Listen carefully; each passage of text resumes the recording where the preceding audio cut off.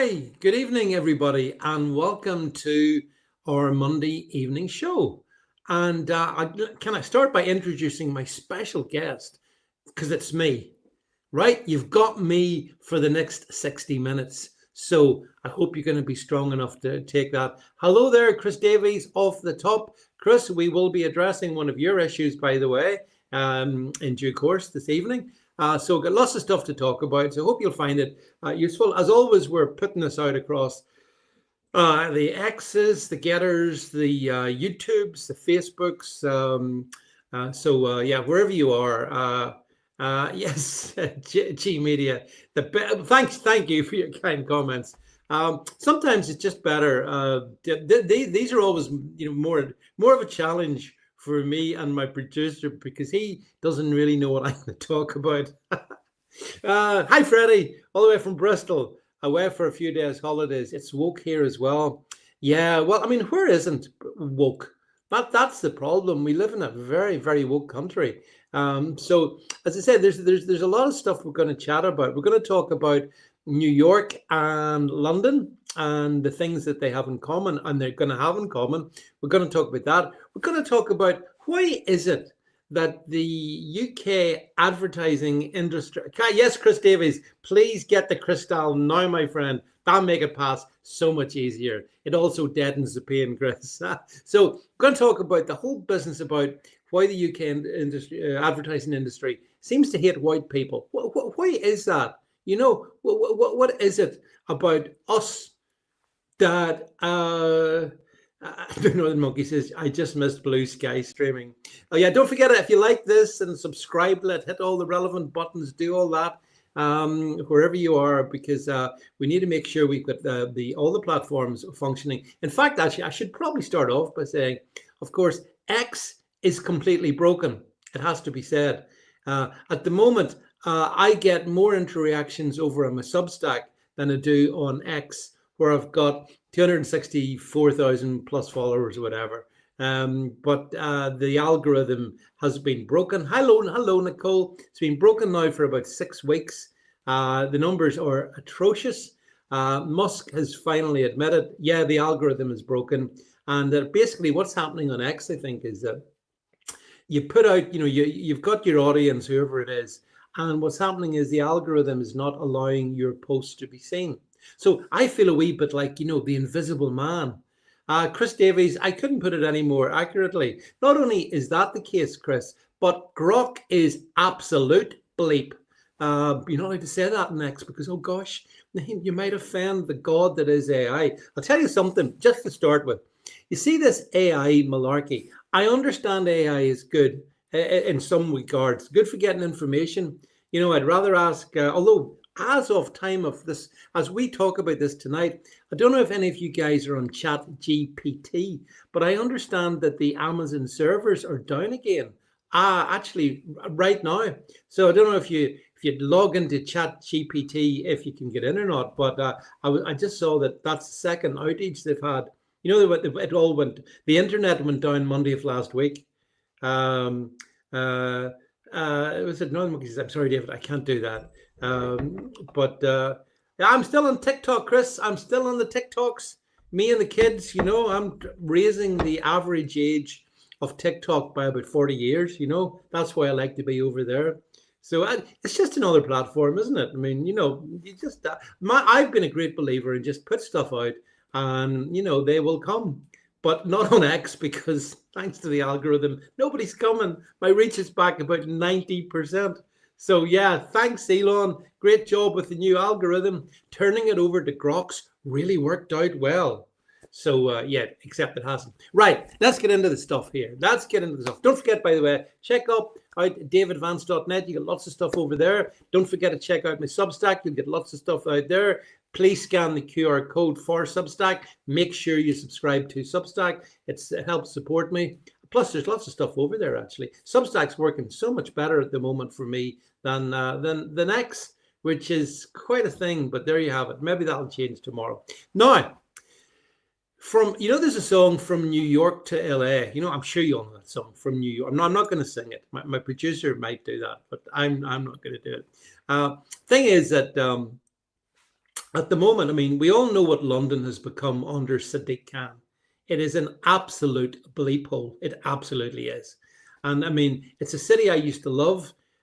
Don't really like going there anymore. I don't think I'm the only one. I'm sure a lot of you guys have been there.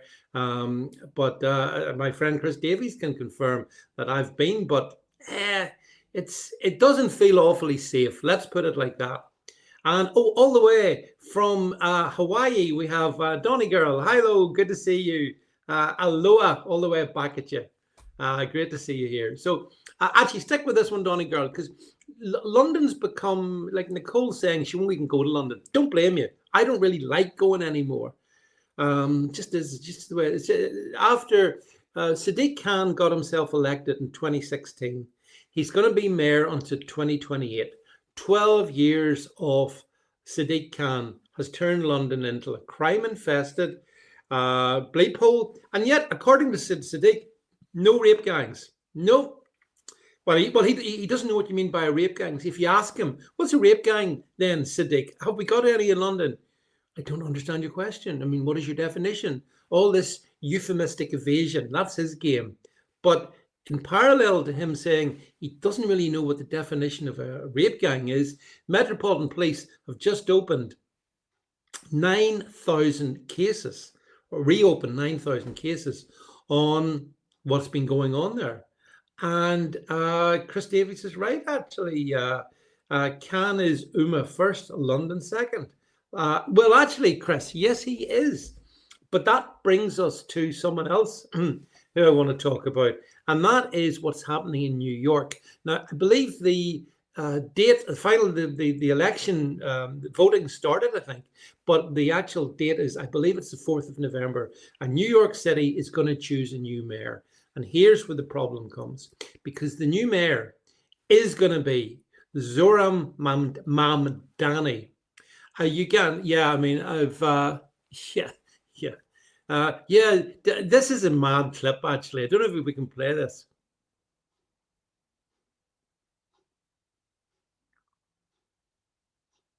No, it's a silent clip. It's an innovation on the show. No, doesn't work. Right. Zohran Mamdani. We're going to have to get this sorted because we can't play clips. There's no point in having them. Can't hear them unless they're a good video clip. Zohran Mamdani he's getting in. I've seen all kinds of optimistic hopes from those on the right. I listened to Megyn Kelly, who's someone I like, actually. I like Megyn Kelly. And she's saying, look, folks, through gritted teeth, vote for Cuomo. Andrew Cuomo, anything but to stop this Muslim communist Mamdani getting in. But she knows it. I know it. Those of you who know it, he is going to get in. By the way, if you're going to Berkeley Square tomorrow, JG Media, look out for a nightingale. I understand that the odd nightingale sings in Berkeley Square. So Mamdani's getting in, right? That's the first thing. I totally understand. He is getting in. He's going to become the new mayor of New York City. Now, there's a few problems with that. Namely, first of all, he is, a Ugandan, born in Uganda. Yep. But he's as totally New York as Frank Sinatra ever was. Totally New York. So this Ugandan Muslim communist is going to take up the reins in New York City. And here's a wonderful picture. Look at this. This is who's endorsing him. AOC on one side. Mind you, that looks a wee bit like a Nazi salute to me. Has anyone reported her for it? There's the Nazi salute. And look, there's Mamdani himself. And then this geriatric clown, Bernie Sanders. So Sanders and AOC are the epicenter of the radical side of the Democrat Party, and they're all behind him.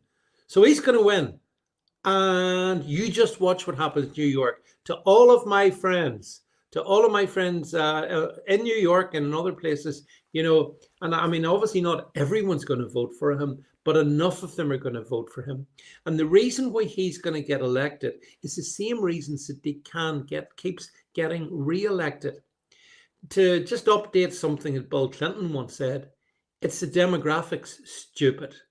If the demographics are sufficient, then these guys will get in. New York has changed dramatically over the past 24 years. 24 years ago, there was the arguably one of the worst terrorist events ever. Certainly the worst terrorist event to happen in US soil on 9/11. Did any of you think that 24 years after 9/11, New Yorkers would be voting in a pretty strong radical Muslim mayor, which is what Mamdani is? Now he's trying to pretend, oh, he's not really he's not really that radical. He is. He absolutely is. And this will become manifest once he's in the door. But these snake oil salesmen like Mamdani, they don't give you the full picture. They just want your vote. And in fact, they don't even need all your votes. They just need to make sure that all the migrants in New York City vote for them, illegal and illegal, and all the liberals. And that's sufficient to get him across the line.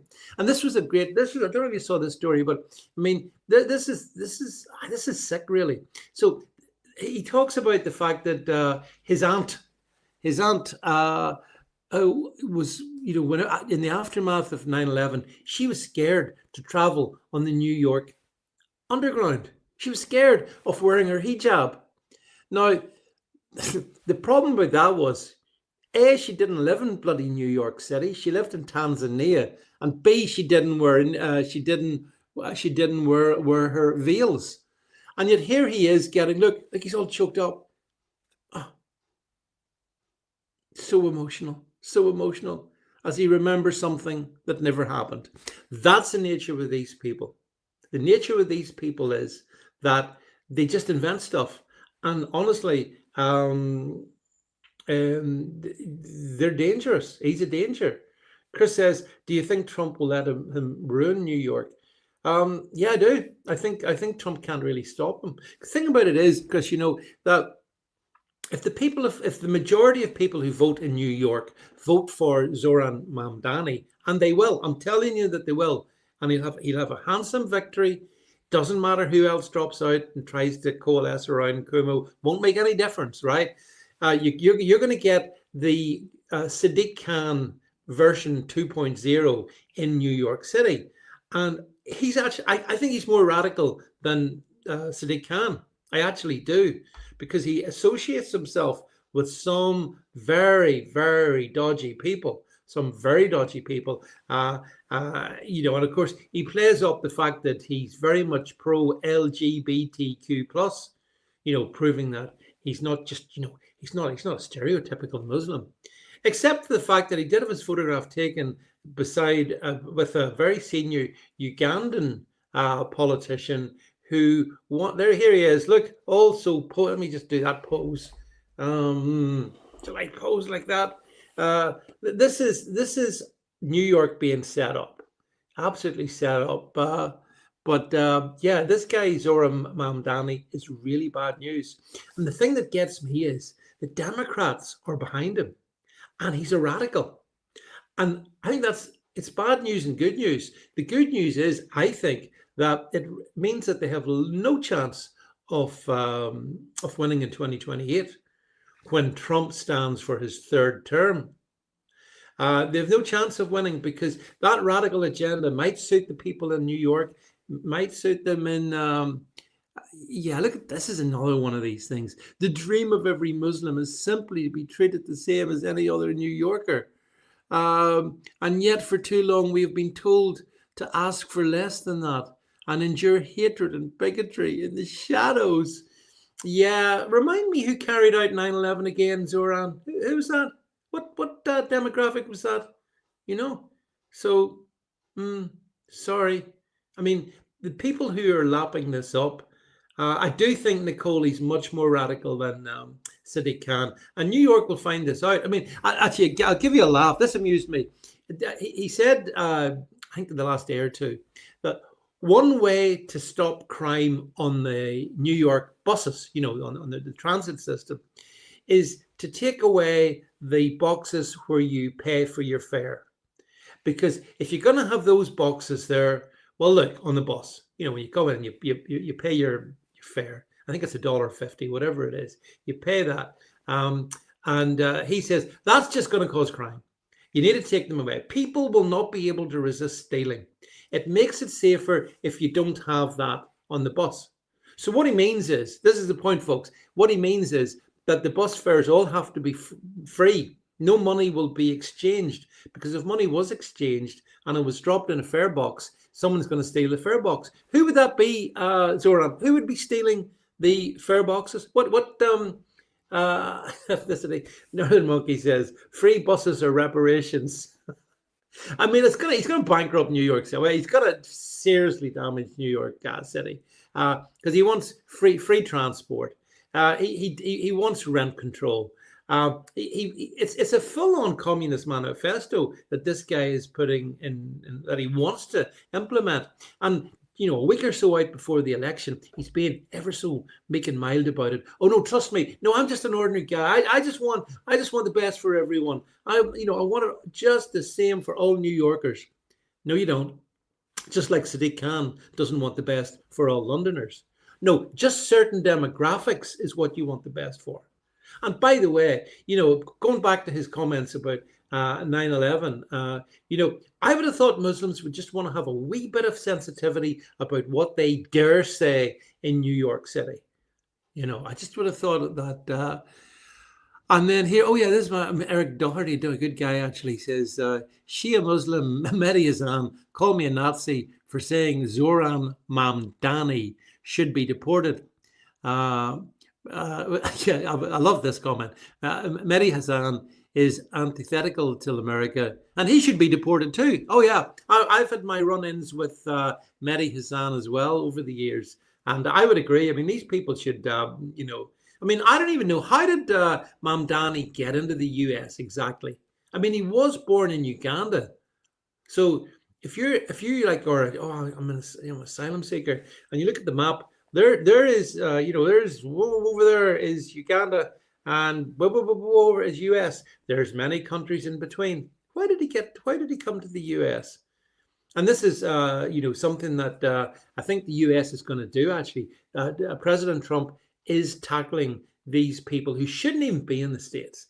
I mean, they shouldn't be in the States at all. And this is another one of Mandami. He is Democratic Socialist of America. Oh, God. The question of who I am and where is my home. Because in Uganda, I was born Indian. In India, I was a Muslim. No, I'll tell you what you are. You're an absolute fraud wherever you are. And the people of New York will seriously regret. Hello, James. James Jameson. Government-owned food stores. You see, every one of Zoran Mandani's ideas, they have been tried out different parts of the world in different ways, and they've all failed. But like a good little communist, he this time it'll be different. So that's what he's going to have. Grocery. The government will own your grocery store. In every neighborhood in New York, apparently, there's going to be a government food store, and it's going to have prices set by the mayor and his department. So you'll be able to pay for, I don't know, a bottle of Coke or whatever it is at the government-approved price. I mean, how does that even work? Mind you, in the UK, they're banning you from having 2 bottles of Coke or two drinks of Coke anyway. You go into a UK pub or restaurant, and especially if it's got, one of these ever sort of the drink that constant refills, right? You can't have a constant refill of standard Coke in the UK because guess what? Yes, the law changed at the start of this month, and it's too dangerous. Too dangerous to have 2 standard Cokes in a UK restaurant. I'm just looking in surprise here as my producer has just left the studio. So maybe he's been kidnapped. I don't know. I'll keep going anyway. I'll keep going. We're having technical problems at Jed's end tonight. So I just feel, in the UK, you won't be able to buy or to drink 2 Cokes. It's too dangerous. Rape gangs can still operate though. Guys can still walk out of prison. Yeah, convicts just stroll out of prison. Well, I'm going to get to that in a second. So I believe that anyway. Look, New York is going to follow the trajectory of London, and it's going to be bad. It's going to be bad, and I feel bad for the sensible people in New York. There's just not enough of them, I'm afraid. New York is going to become LA. And LA is another, you know what? I've got fond memories of all these US cities, but I have to say to my American friends, you have to pay me a lot of money to go to New York or LA.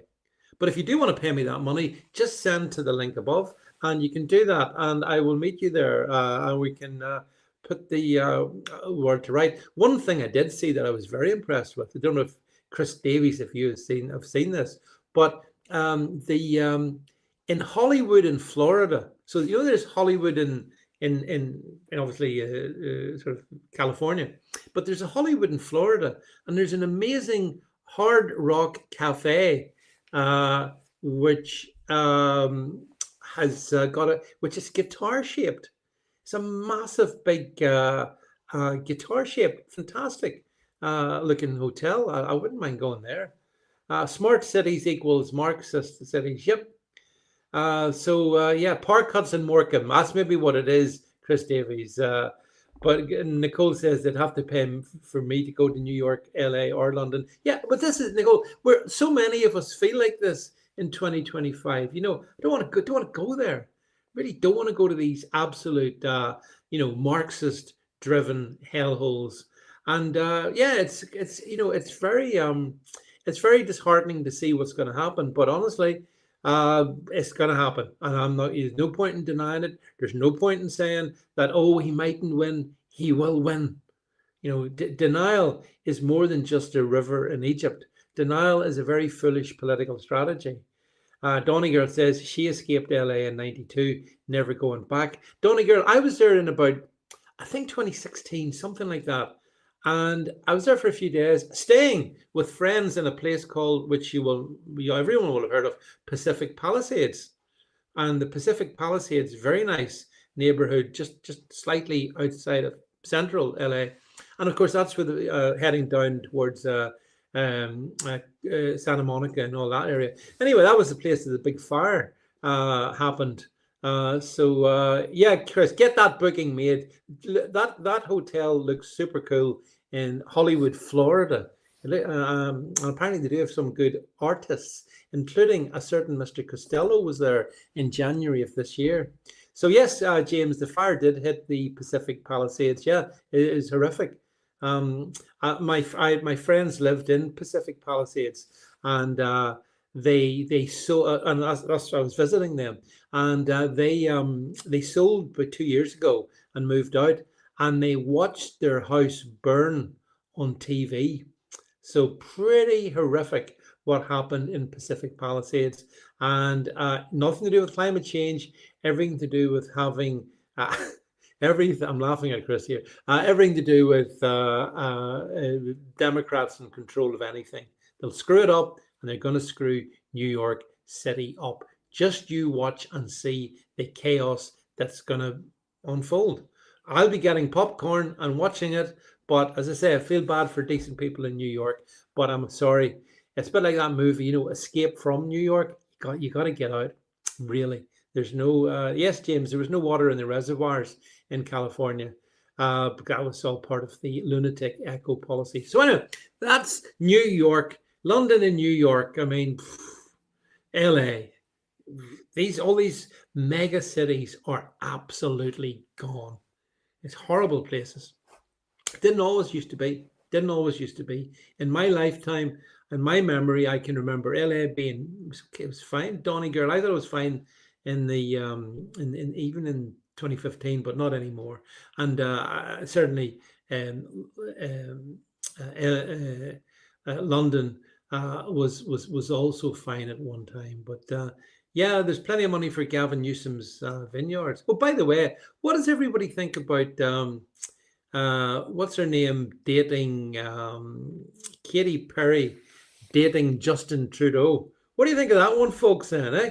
That never seen that one coming. Strange. But as someone pointed out, it's a wonderful romance, Katy Perry and Justin Trudeau, because it's the first female astronaut in space dating the first Black Canadian Prime Minister. Wonderful event, and I was very, very moved by it. The two of them, but yeah, no one believes it. I mean, I don't think anyone believes this is a genuine relationship, but certainly it's a PR stunt. Maybe his career was almost over, and she just needs the more publicity. A lavender relationship, maybe. I don't know. Don't care enough to think about it too hard. Now, I want to move on then to Katy Perry is dreadful. Very strange the gesture she makes too. Strange individual, Katy Perry. But then such is the satanic environment of celebrity and Hollywood and the music industry and all of that, all totally awful. So so I'm just watching a cartoon. I'm like, stick this one up here. This was this was me moaning about whenever I put a post up on X. This is what happens, like that. Made me laugh. Yeah, you gotta laugh at this or you'd cry, So we're big enough not to worry ourselves. So I want to move on. Okay, so yes, she does like monarch butterflies, northern monkey. Yeah, Google monarch butterflies, and some of you will get what that means. Let's talk a little bit. Let's bring things closer to home, shall we? Want to talk about UK advertising industry, because this one bothers me. So, and this brings in Reform MP Sarah Potion, and it brings in Nigel Farage as well. But the predominant thrust of what I want to say is that I am not the only one of you. Thanks, Nicole, for hearting all my posts. I'm glad somebody sees them. Most people don't anymore. I've been completely cut off on X, but there you go. And so the situation here is that, look at this. Here we go. Hillary's, they do like window blinds and curtains and all that kind of stuff. Look at this, folks. Here's just your typical Brit family. Typical Brits. Look at that. The husband's always black. Kids are kind of brown, but the wife's white. Oh yeah, the wife is white. And look, let's be honest, everyone listening to this, if you watch UK TV, all the how many ads do you see where that is the stereotype? It's a black guy with a white woman. And the fact about that is, I mean, as I pointed out, that's statistically very unlikely. 80% of relationships, yeah, we'll get to this in a second, but just leave it on screen, Jet. 80% of relationships in this country are not mixed marriage. Not mixed. I've nothing against it. I'm just saying, as a matter of observable fact, they are not. And the black population, for example, where I live in Northern Ireland, is about 2%. In Scotland's about 2 or 3%. Same in Wales. In England, it's a bit more. But if you take the whole of the UK, it's an 80% white majority country. So look, let's be fair about it. Donny Girl says it's the same over in the States as well. Every commercial, it's mixed race. And this is really the point. This is social engineering. We're being conditioned to accept it's the norm. But I'm telling you, and all of you guys know it listening to this, it's not the norm. It's not the norm. It's very unusual. That's not to say you can't make ads featuring it, but they shouldn't be the standard. That's what's wrong. It's wrong that they are that they do this, and yet it's ad after ad after ad, and it's social conditioning. We're being conditioned, and I believe it's part of a broader agenda. Donny Girl says, I am mixed race, but geez, it's so over the top with every ad. Yeah, I mean, look, the point, that's my point, Donny Girl. I have nothing, there's no problems with people being mixed race, but I think it's okay, here's the way I put it. Look, if you go to Japan, right? If you go to Japan and all the ads that you saw were white people, you'd think, what's going on? Well, it's a bit strange. I'm in Japan. I'd expect to be, Japanese, Asian people. So that you'd think that was odd. You go to Nigeria, I'm not sure why you would, but you go to Nigeria and all the ads are full of Asian people. And you think, well, that's weird. Why is that? Why is there no like African people in Nigerian ads? You'd expect that there would be. It's massively, a black society, which is fine. You come to Blighty, you come to the UK, and most of your ads are going to feature at least mixed race people. Which brings me to what I want to talk about. This is a preamble into the story. And the story is that the Reform MP, Sarah Potion, who I do quite like actually, she says a lot of sensible things. Anyway, she was on talk radio a couple of days ago. And it was a phone in, where people phone in and if you're the politician, you answer the questions. And this guy, I actually listened to what the guy said. He asked a very sensible question. He's saying, just like you and me, he's saying, don't you think this area needs to be looked at? Why is it that when I turn the TV on, the ads are showing, like this is a great example actually that Jed's brought up. This is Barclays Bank. I don't know if we can zoom in, but like if you look at the imagery for Barclays Bank, I've asked Barclays, why do you hate white people? But in that image, it's all ethnic. It's 100% ethnic, right? No white people. But that's not reality. And yes, Northern Monkey, you're right about the nudge unit. Of course, it's omnipresent.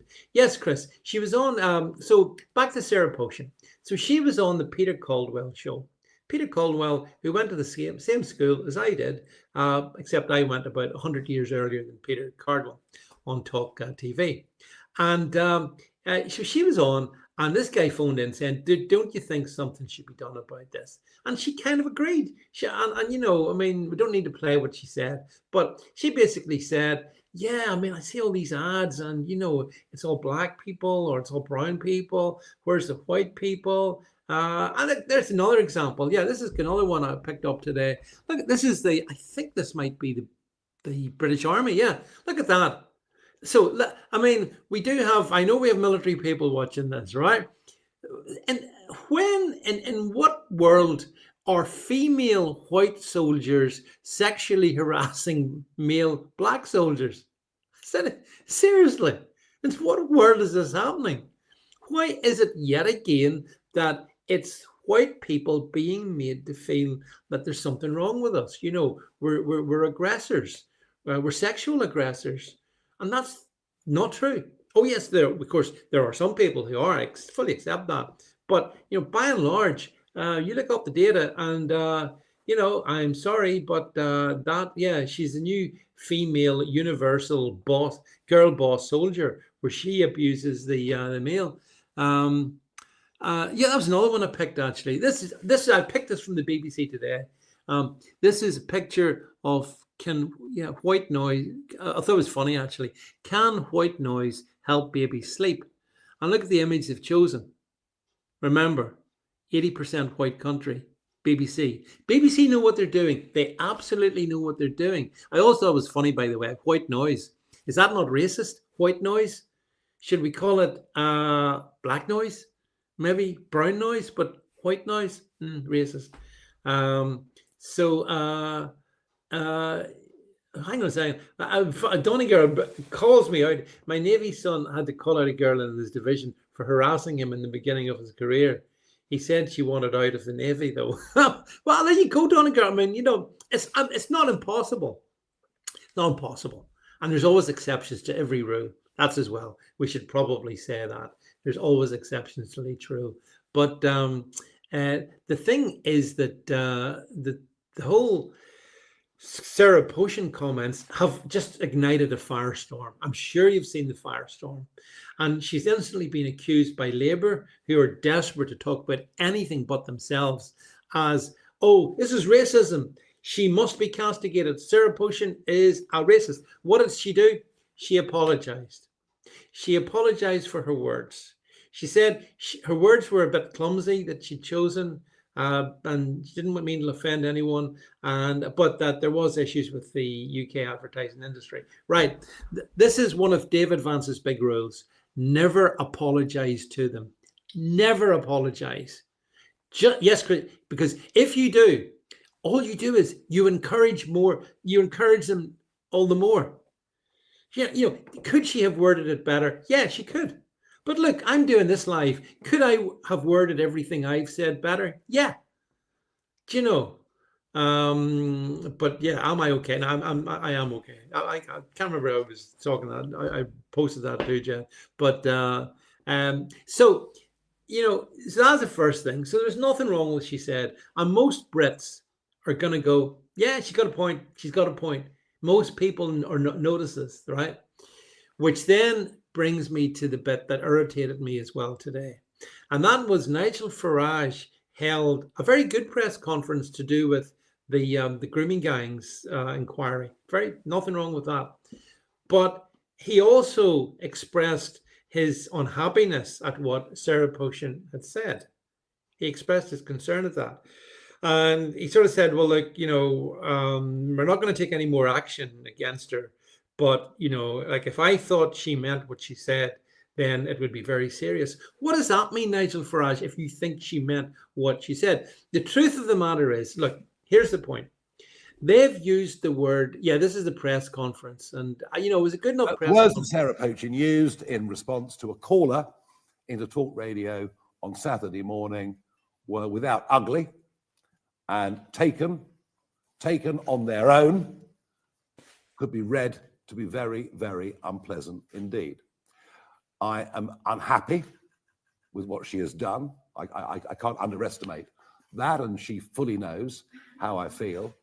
However, it was in the broader context of DEI madness in the advertising industry, something which anybody with half a brain can recognize has been going on since about 2021. So I understand the basic point, but the way she put it, the way she worded it, was wrong and was ugly. And if I thought that the intention behind it was racist, then I would have taken a lot more action than I have to date. And that is because I don't. Thank you. Okay, folks, you heard that. Yes, we got that loud and clear. That came across very well. Thanks, Jed. And how I feel about that is that's Nigel Farage didn't do that well. That was a fundamental error. She did use the words clumsy. I don't think they were ugly, though. I really don't think it was ugly what she was what she said. And he could have, what Farage should have said was, look, she was doing a phone in, she expressed an opinion, she could have worded it differently, but at the end of the day, the issue isn't Sarah Potion and racism. The issue is the UK advertising industry, which is totally racist against white people.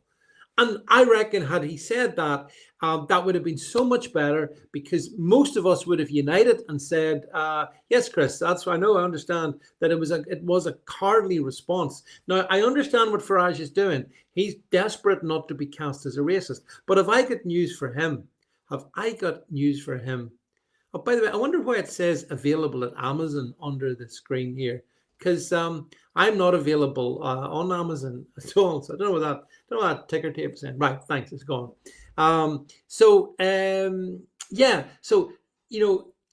Nigel will be accused of being a racist, as will everybody. They'll all be accused of being racist.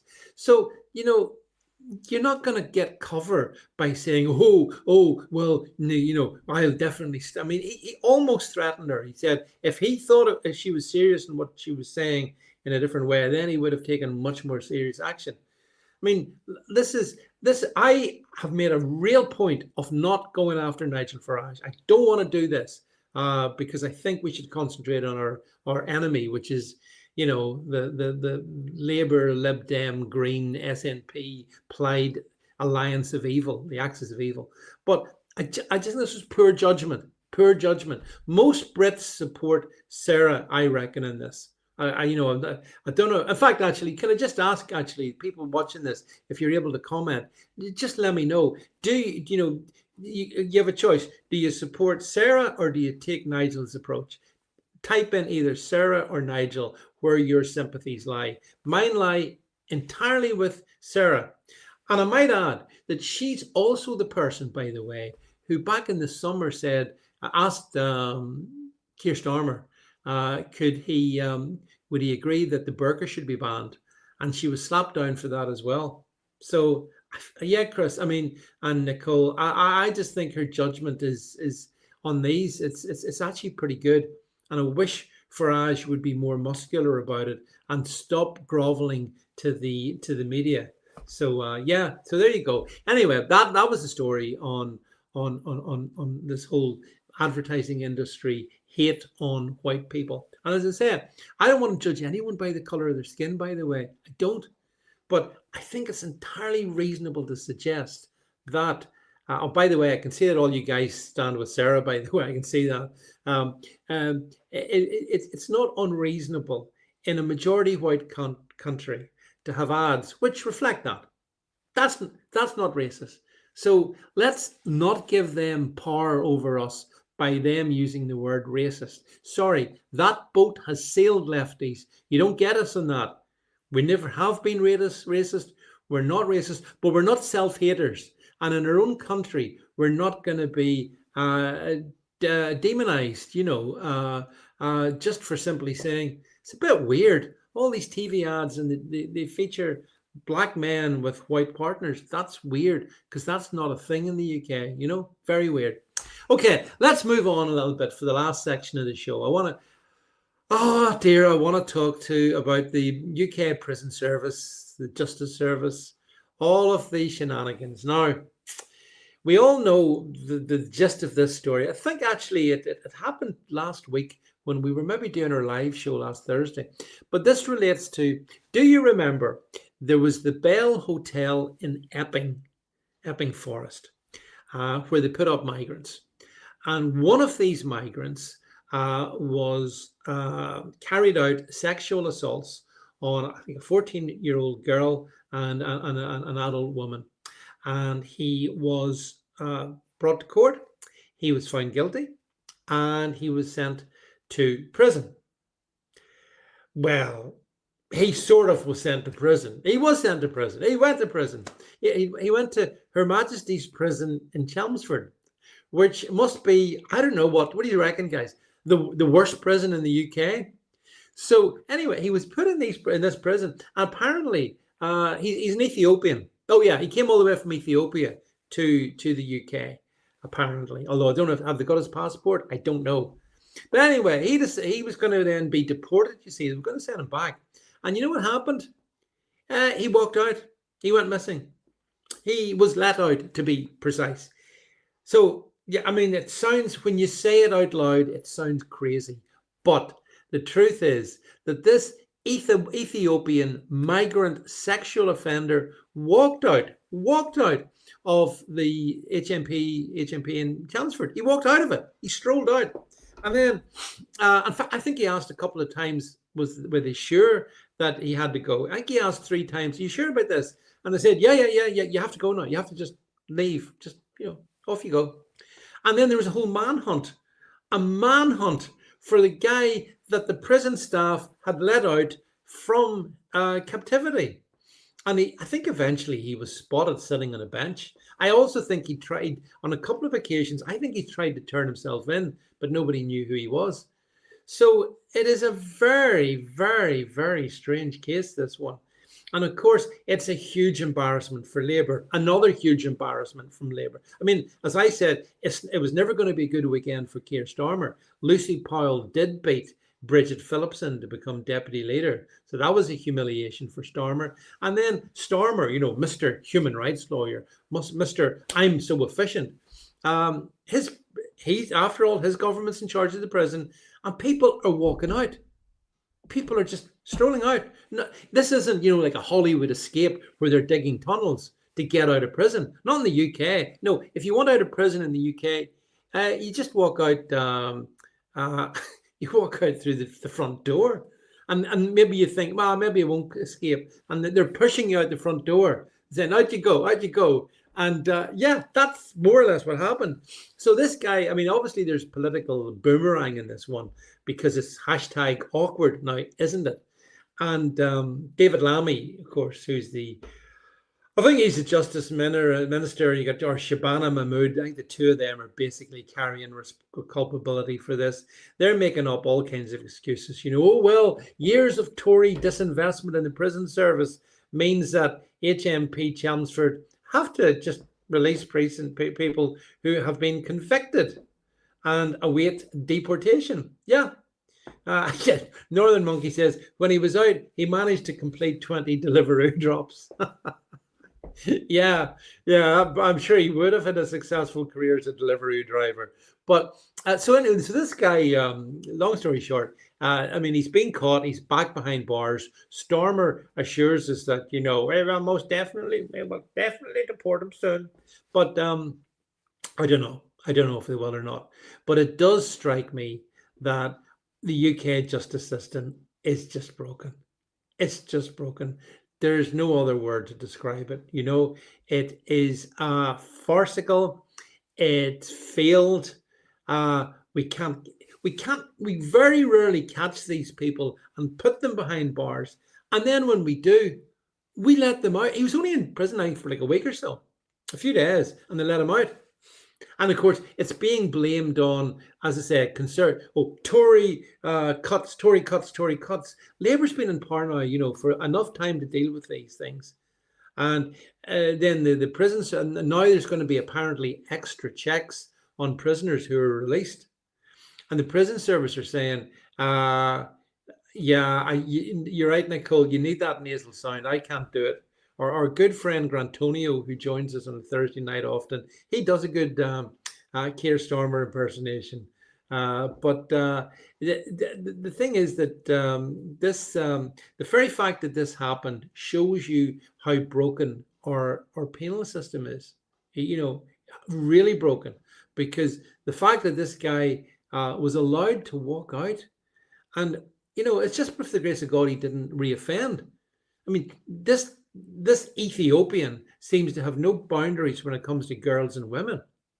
So he wasn't just your standard 9-to-5 prisoner. Oh no, this guy, like so many of his ilk, these are the sexual abusers, and that's a serious crime against girls and women. So I would thought all decent people I know watching this would want to make sure that someone like that is locked up. But this guy was let out. This was let out. And it's all very well for David Lammy and others to stand and pontificate and bluster, and lessons will be learnt. Why didn't nobody resign about it? Why didn't the prison minister resign? After all, the prison minister is directly responsible for this. Any talk of a resignation? Of course not. Absolutely no chance of that there. And then, it does make you wonder, have there been many other refugee escapees, as Northern Monkey asks? You see, I understand that in a typical year, round about 260 prisoners are accidentally released. 260. Any chance that any of them might also have been migrants? Do you think we'd get that information if that was the case? You see, I don't think we would. I think that the truth of the matter is that we are being lied to by the establishment over and over and over again. I mean, it's a bit like, I don't believe fundamentally anything I get from government. Whenever the inflation figures come out, I laugh at them, because I know they're not right. I know the ONS is fully captured, playing the game with Labour to give us the pretense that, well, things aren't great, but they could be worse. And that's just so much nonsense. You know that. I know that as well. That we are lied to on a serial basis, not just by this government, but by all governments. By all governments that we've had.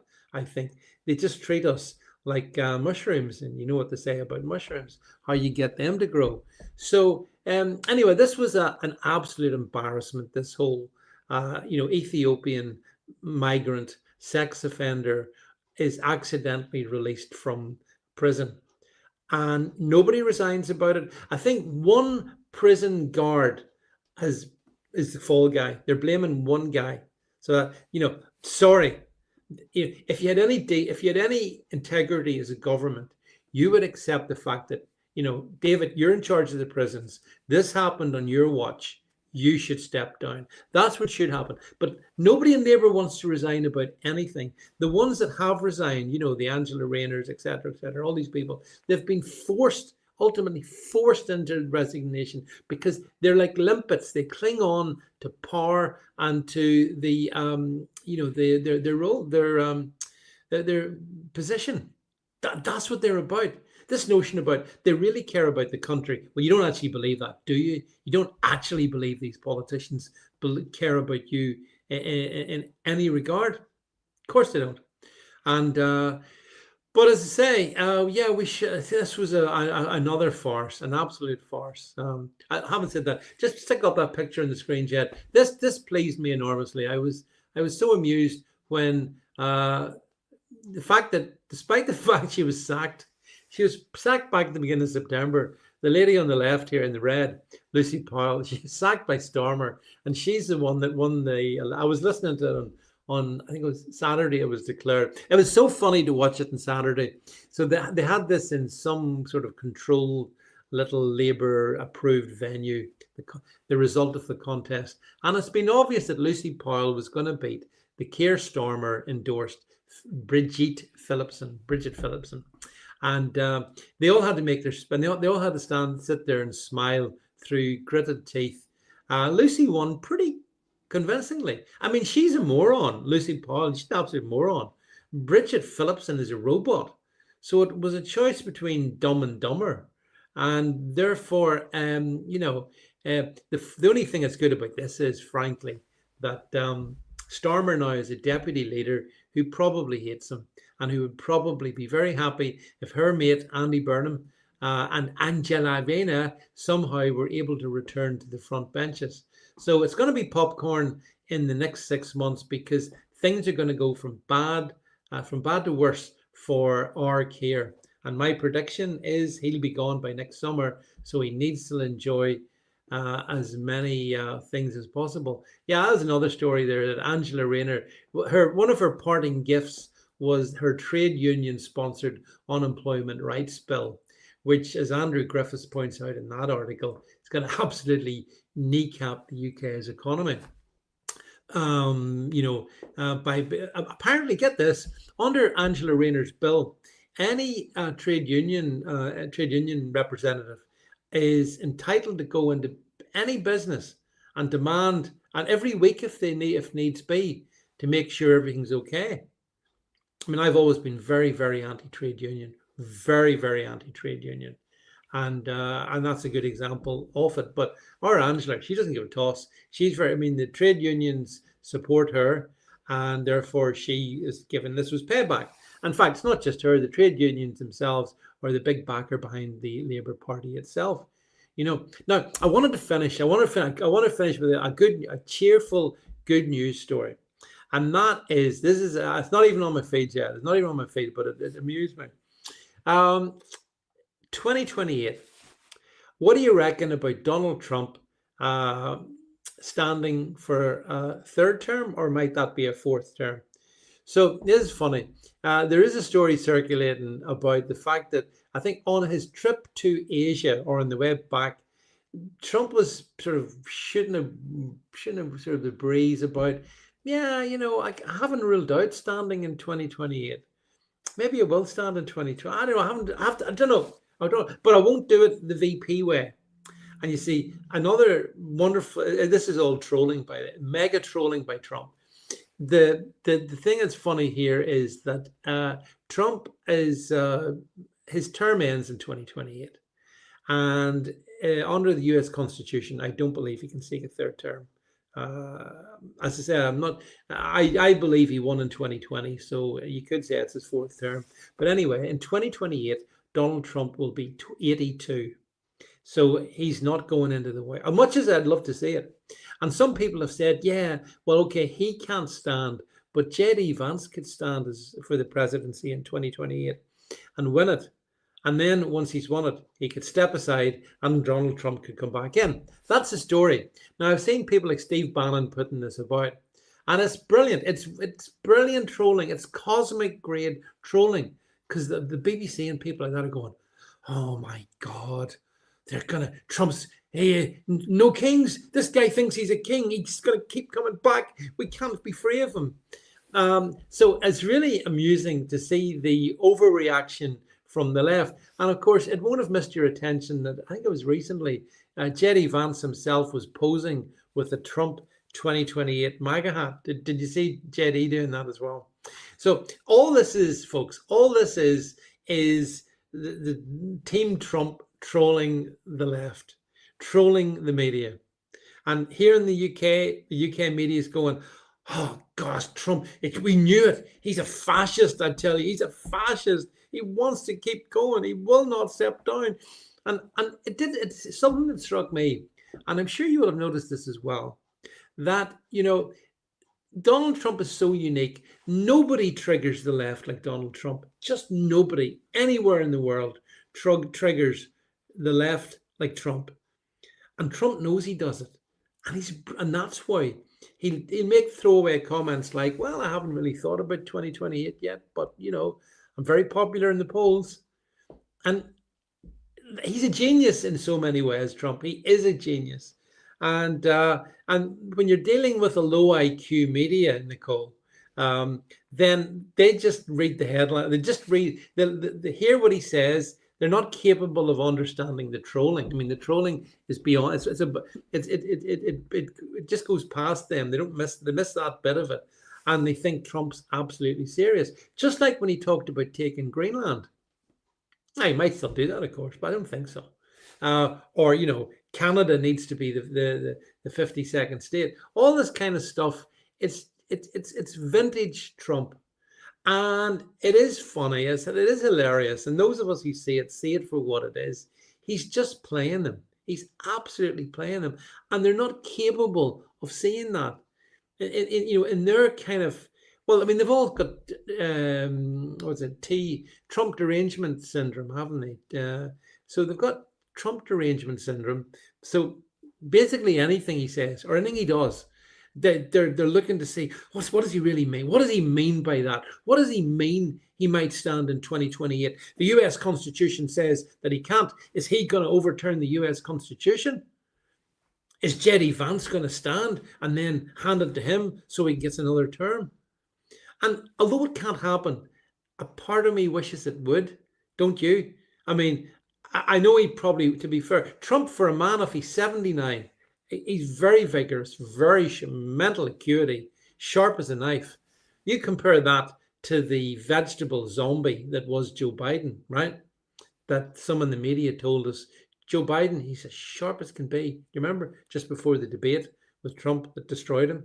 So Trump is very sharp at 79, but 2028 is 3 years away. He'll be in his well into his 80s then. And anyway, the US Constitution precludes it happening, so it won't happen. But you still like to think, yeah, but maybe. Okay, JD, you stand, you win. And if you're up against Zoran Mamdani or Gavin Newsom or any of these other lefty lunatics, you have a really good chance of winning. And when you've won, step aside then and give Donald Trump a chance of the fourth presidency and drive the left insane. So it would be very funny if it happens, but sadly, I don't think it will. We just have to make sure that in the remaining 3 years of this Trump presidency, he keeps knocking the ball out of the park like he has been. And I've no doubt that he will continue to do that. So ultimately, long story short, when it comes to Trump, you got to love him. And you got to think, if only the UK had a political leader who was fearless and spoke his mind and didn't equivocate and didn't have to find ways to try and ameliorate things. Trump, as I say, he's a one-off. We're not going to see someone like that in, I think, any of our lifetime. And so we should enjoy him while we have him. He is gloriously eccentric. That's for sure as well. But he's also fantastically effective. And when you think about it, that's a really good combination. So look, folks, we've reached the end of the allocated time. So listen, thanks for being here for the last 60 minutes. I appreciate your time, appreciate your support. Remember, the best way to support me is to sign up to my Substack, and it's a $5 a month, and that helps keep me going, especially when X has me absolutely crippled. So if you're able to do that, I'd appreciate that. Or just buy me coffee. You can do that as well. There's different ways to support, but either which way, I do appreciate it. But all that it remains for me to say for tonight, from me, it's good night.